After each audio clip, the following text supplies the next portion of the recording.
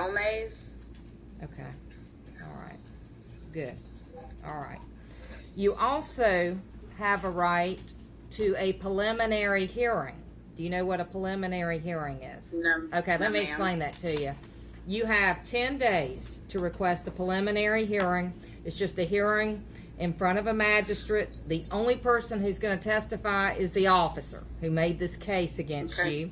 The officer has to show probable cause for your arrest, and your attorney will be able to question the officer, cross-examine him to find out what kind of evidence he has against you. So this is how you're going to find out what kind of evidence the state has against you.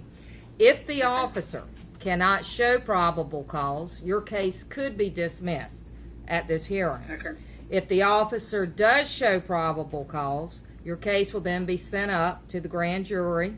It'll be indicted, and that just means that the solicitor can call your case to trial. A preliminary hearing does not hurt you in any way. If you would like one, you're going to get a form for that tonight with your paperwork. All you need to do is sign your name to it. You can either mail it in, or you can sign it down there at the jail and give it to one of the officers, and they'll turn it in for you. You just need to make sure you get it in within 10 days. Now, your first appearance court date is going to be August 30th at 9 a.m. And on August 30th, this will not be your trial date. This is your first appearance court date, and you'll just need to check in with the solicitor's office. The solicitor is on the first floor of the Anderson County Courthouse. That's downtown Anderson, 100 South Main Street. And all they'll do that day is verify your address and ask you who your attorney is. Later, they're going to send you cards in the mail telling you when to go to court. You need to make sure you always go to court when the solicitor tells you to, because if you don't, they're going to issue a bench warrant. You'll be put back in jail, and you will sit in jail until trial, so you don't ever want that to happen. Tell me how long you have been working at this daycare. Since 2012. Okay. And are you still there now? Still working there now? I am not. Okay. No. Okay. Ms. Fuller, are you going to speak for the family, or you want to tell? Yes. Your Honor, Ms. Grassel is the daughter of the owner of this daycare. Okay. And this child was 18 months old. He had been deaf until he was 16 months old, so he was nonverbal. He is a disabled child. We understand that the video in this matter showed that she ran over and hit the child in the mouth until he bled. And then she grabbed him by the arm and slung him into the changing table by the arm. And then she checked on the other child who was beside that she thought he was going to bite. And then went back over and jerked him up by the arm and hit him in the mouth again. And with regard to this, when my client would not have known about this, but for the fact another child care worker called her on the phone. She was so appalled by what happened that she quit and called my client and said, "This happened to your child." When my client got to the child care to get her child, Lauren was gone. Well, she was there actually. She was hiding, and then she left when she found out the police were coming. And it's been over 2 weeks since this happened, and she just got arrested.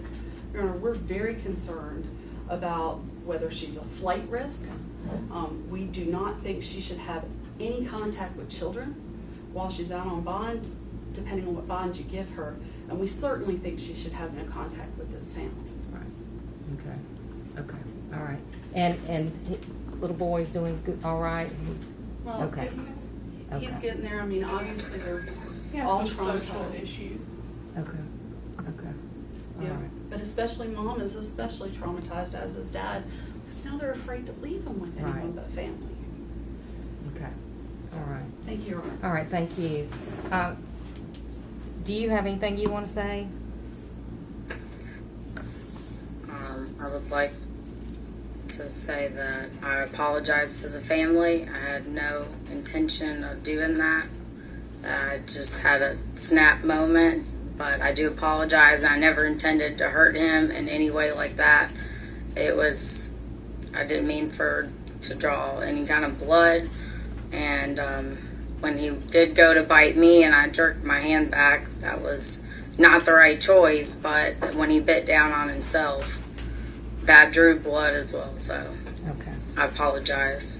And I would not ever, in all the years I've worked with children, I would not ever do that. So, Okay. Ms. Cooper, how long had he been in this daycare? Since January. Okay. Okay. All right. I think I'm going to pass out. Are you okay? Are you okay? Okay. Hang on to that podium. Don't faint. I'm going to ask, of course, that you have no contact. Oh gosh, hang on. You might. 1199 intake. Later down.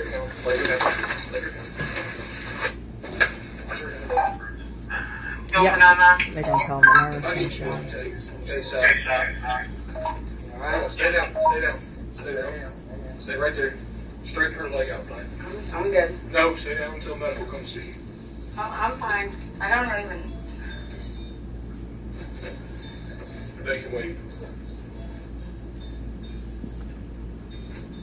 Deep breaths.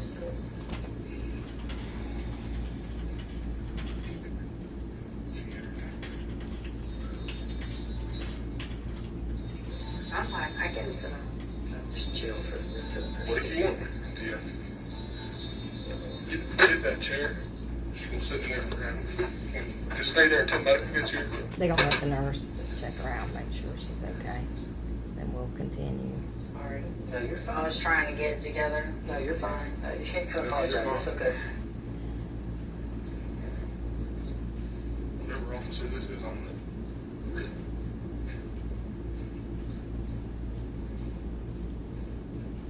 She right here. She passed out while she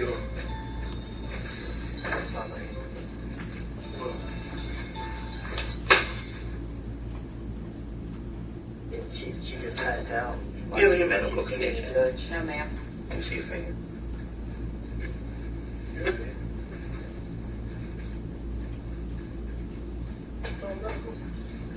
She passed out while she seen the judge. Her neck hit that podium. Cardiac. How you feel? Dizzy? Do I? A little bit, yeah.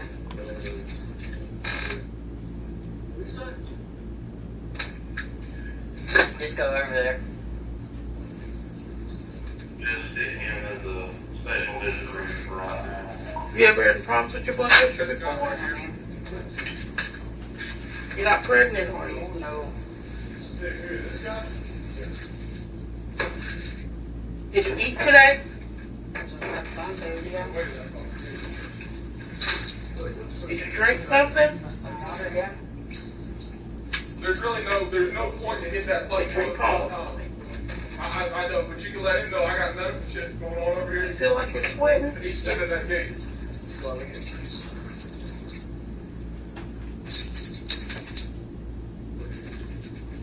It was out here. Yeah, he went cool out. I think it's a little more important than that.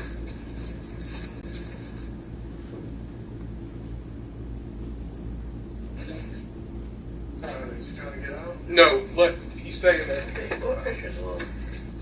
It's normal. Your pulse is a little low. Is your pulse usually low? You feel like you can sit up? Here. Stand her in this chair.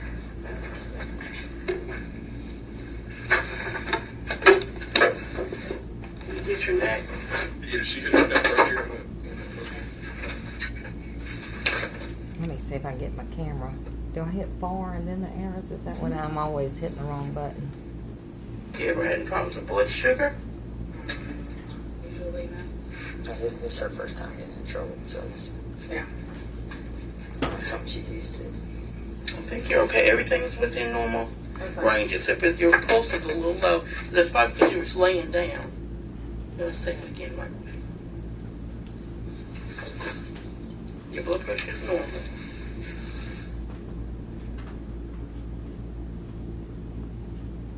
Yeah, it's come up. You okay? I'm gonna stay right here while you. sure we enough to stand up. No, she can stay right there. Just let her Can sit. you move the camera? Yeah, I just moved Okay, it. you can see it. I just moved got it so I can see Okay. her. And yeah, let's just keep her seat. I want her to be okay. I don't want her to fall again. All right. As far as bond conditions concerning your bond, I'm going to ask that you have no contact with the victim or the victim's family. No contact with them in any way. And I don't want you to be working around children. Okay, so that's so do not do that while you're under bond.